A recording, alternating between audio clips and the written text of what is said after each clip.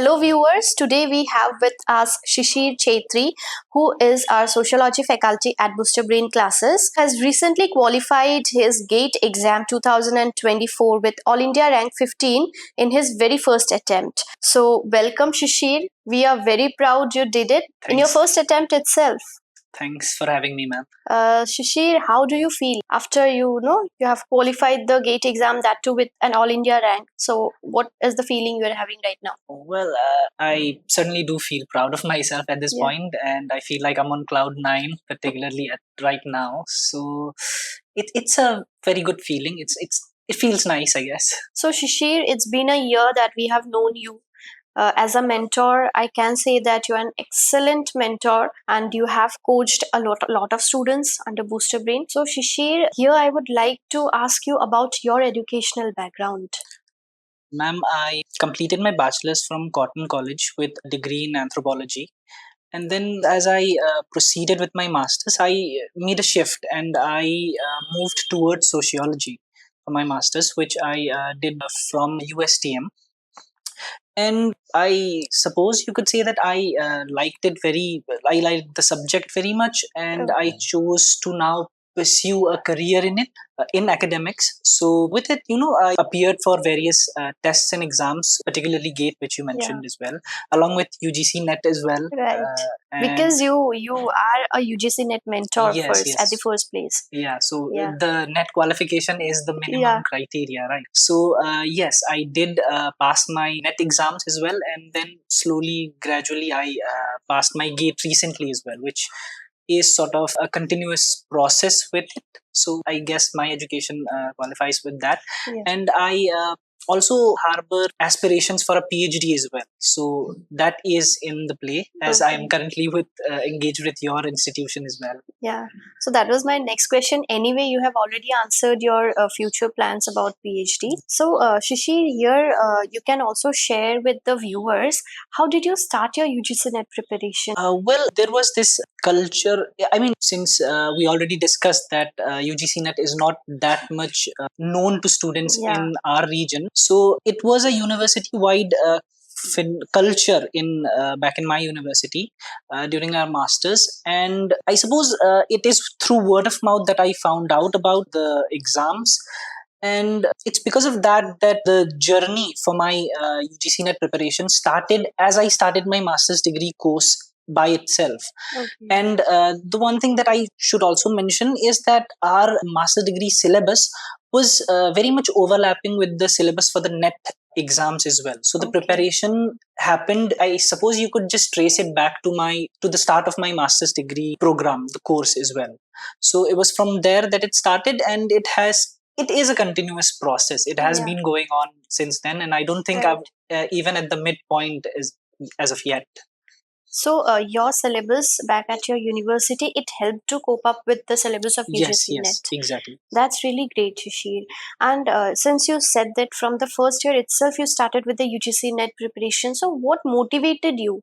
Because generally after we qualify the masters, like after we are done with the master's program, people get into the UGC NET preparation, whereas you started it like way too earlier. So it's like I already mentioned that it was a university-wide culture that we were sort of brought into about the UGC NET. And I'd be lying if I say that I started my preparations right from the first semester itself, because I was not that serious about it. I appeared for the test for the first time during my third semester, and I did very badly at it. So like you mentioned, it was only after I graduated that I started taking it seriously, and it was the second attempt where I actually qualified for the UGC NET. So there was this subconscious feeling of preparation from the first semester, but it was not intentional in that regards. So it like you said, it only started after I graduated my master degree course. All right. And as far as motivations go, apart from that, I should also mention that my university has this payback policy where if you actually pass your UGC NET exam within a year of graduating, the university just pays you back your entire fee for it, including your admission fee and your semester fee as well.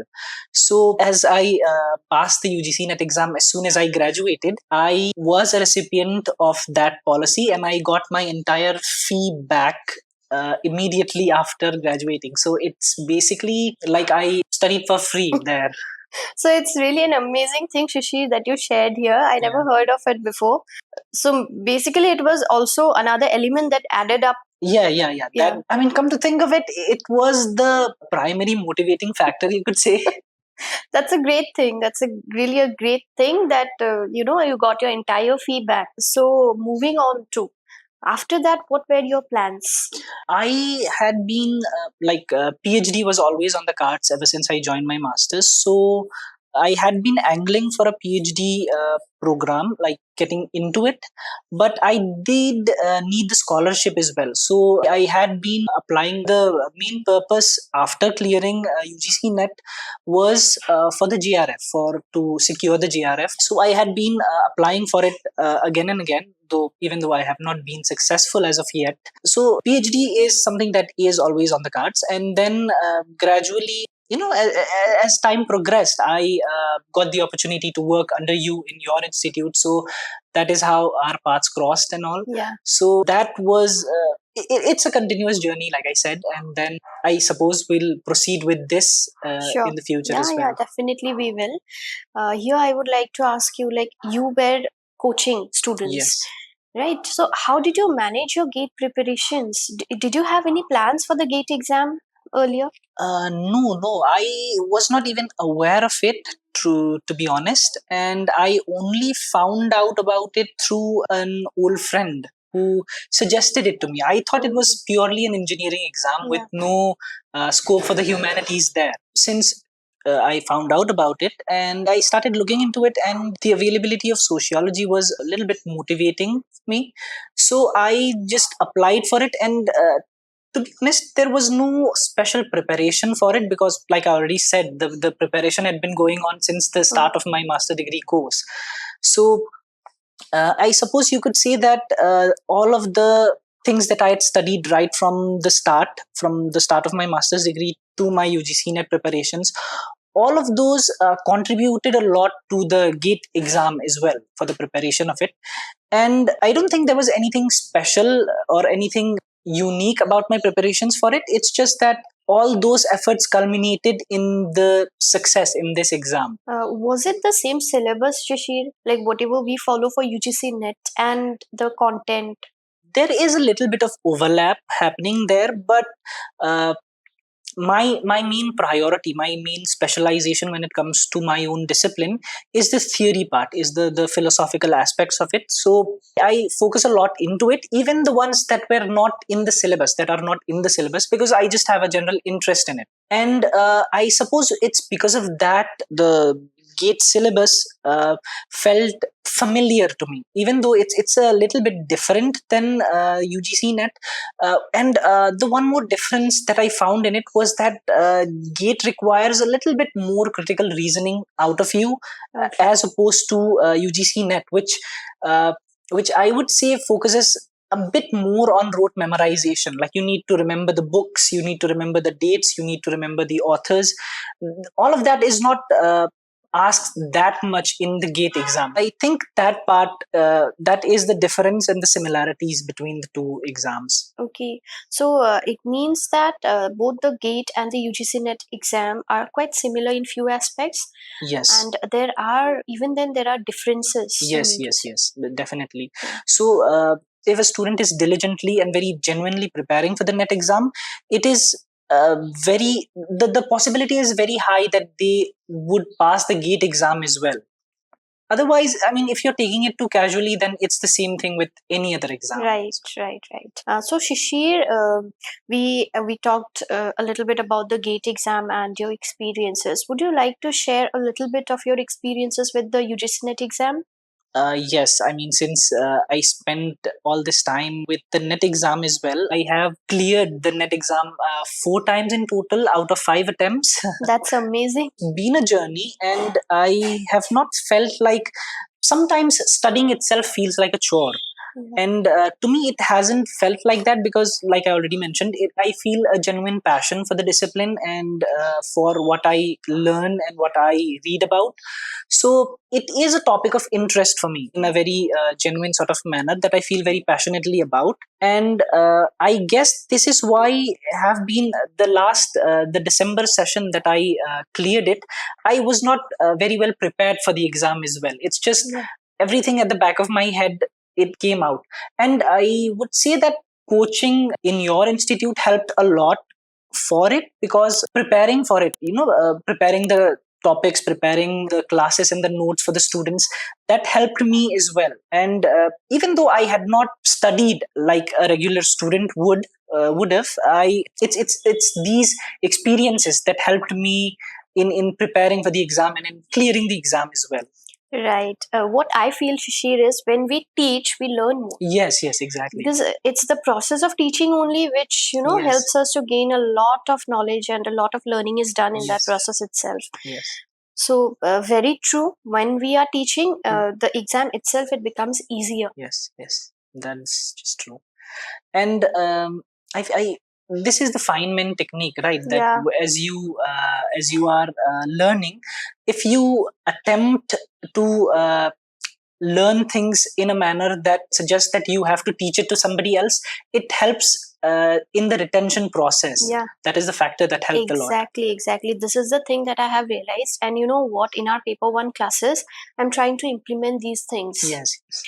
Practically, I'm just trying to get in students. I ask them to teach your fellow, classmates, and it's helping. Yes. So it's a very helpful process. This is a tried and tested process. Yes, it is. We are doing that right now. Shishir, coming back to the GATE exams, would you like to discuss a little bit about the pattern of the exam?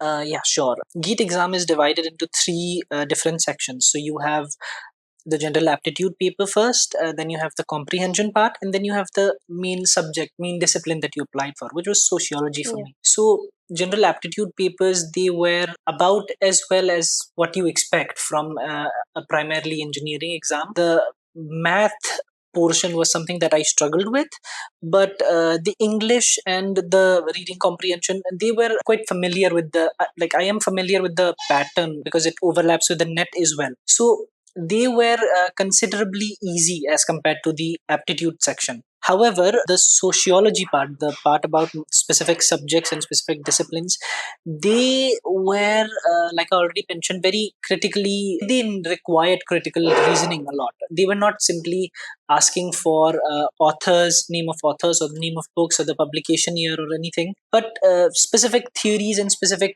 analysis of events. And I think this is where the discipline specific portion between GATE and NET differs in a manner, because I feel like GATE demands a bit more out of you as opposed to NET for the second paper. Yeah. Whereas if we're talking about the first paper and the general aptitude section, I'd say the portion from NET is a bit trickier. It's a bit more complex than GATE. However, the math portion for GATE is very tough as compared to the UGC NET section, the math and the data interpretation part. Okay. So, comparatively with the NET, the mathematical portion is a bit difficult. Yes. So, what kind of questions did you encounter in the mathematical portion? Well, I do not remember the specifics of it, but they were considerably tough. Like, tough in the sense that I absolutely had no conception of them, and my only hope was a good guess. And that is what I did. That is what I relied on. So, what was your score? My GATE score came up to 789, which I have no idea, but people have been telling me that it's a good score, so I'm considerably happy about it. Definitely, it's a very good score. You have an all India rank 15, yeah. So how can you even think that it's not a good score? I suppose it's the imposter syndrome affecting me a little bit, that I feel like I'm still not quite as worthy for it. So, but yeah, it's all fine in the end. No, it's not about the words. You have put in effort, and it's the result of your hard work that I would like to say. Yeah, sure. Thank you. Finally, Shishir, you have qualified the exam. So, what are your future plans? You have already mentioned that you want to pursue your PhD. Yes. So, where do you want to apply? Institutions of that sort. With a gate score such as that, I have aspirations for IITs as well, since they are the premier institutes in India. So I am keeping in mind IIT Delhi, IIT Madras, and IIT Bombay, plus IIT Guwahati as well, since it's very close, and like any central university that I could find, I'm angling for like all of them. Preferably, if I find it somewhere down south, that would be better. I specifically have Pondicherry University in mind, particularly because it's only 100 kilometers away from the ocean, and Okay. I want that place. I want to be near that, because Right. you're going to be dedicating like 3 to 5 years of your life for a PhD, and you don't want to spend all of that life buried in books. You want to be outside. You want to see the surroundings as well, and I feel like the ocean is a nice place to be at.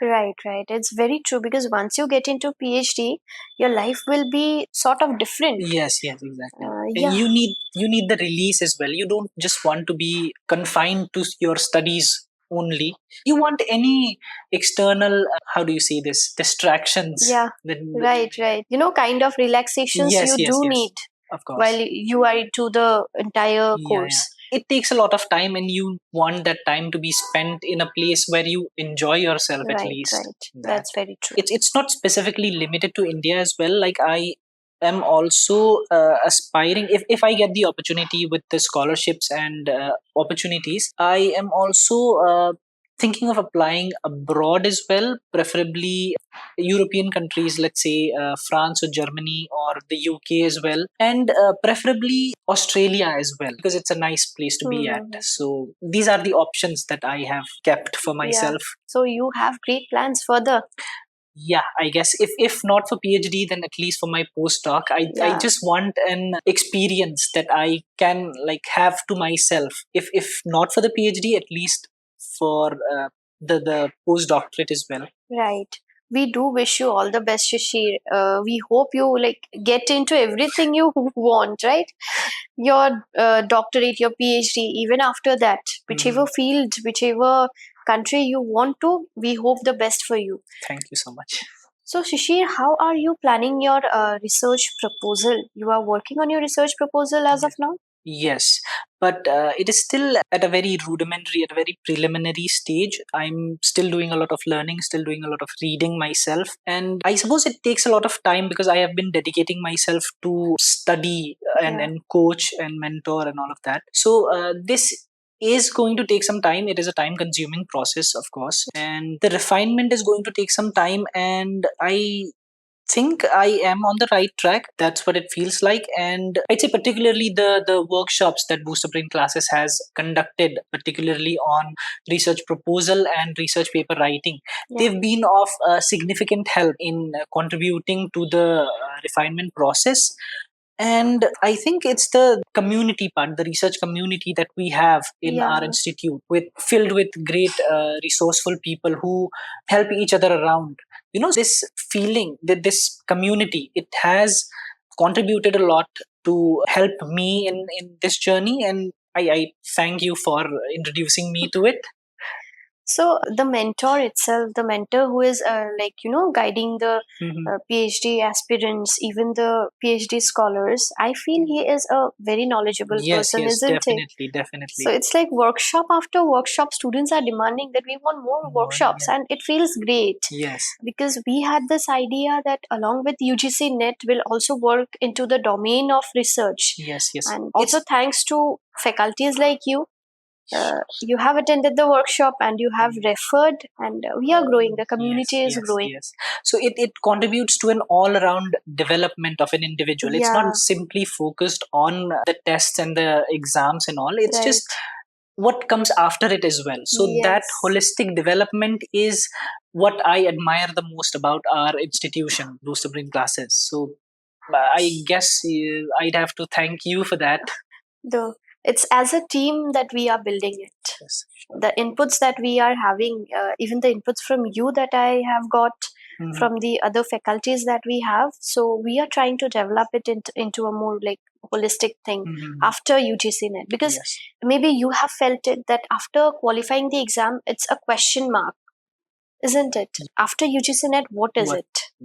So just to like bring a solution to the problem, what after UGC NET? There is a path of light towards it. Right. Now, Shishir, it's the time we would like to get some advices from you for our UGC NET aspirants, also the aspirants, for the GATE exam. So what would you like to advise the future aspirants? As far as advices are concerned in regards to motivating or inspiring people, I'd say that, well, consistency is the key and you need complete dedication for it. There are no shortcuts to it. I mean, unless you're extremely lucky, which not a lot of us are. So hard work is the only option available to us. And it's that if you dedicate yourself to your discipline completely, it's not specific to one aspect. Like it's not, you are not only doing that for your net only, but it will help you for the other exams as well, like it did for me with my GATE, and perhaps it may help you with some other exams that you are aspiring for. Suppose I guess that is what my advice to you is: consistency, hard work, and determination. Yes, that's about it. Okay, added by smart work, which I always say, right? Sure. Because we have so much to cover. The syllabus itself is so vast. It's vast. Yeah, you have to be smart with the preparations as well. Sure. Yeah. Thank you, Sishir. Thank you for coming here and sharing your experiences with our viewers as well as our future aspirants. So it's been great to get to know a lot about your journey and your experiences. Thanks for being a gracious host and inviting me. Thank you so much for that. So we have come to the end of this podcast, and from this podcast itself, we can understand that how important the UGC NET syllabus is. Since we as Boostabrain classes, we are completely focusing on the UGC NET preparations. So here I would like to highlight one thing, that if we are holistically preparing ourselves with the syllabus, we can sit for any other supplementary exam and will surely be able to qualify it. Like Sishir, he started with the UGC NET syllabus and finally he is able to clear the GATE with All India rank 15. So we'll be coming up with more such insightful videos. Till then, stay tuned to our channel. Thank you.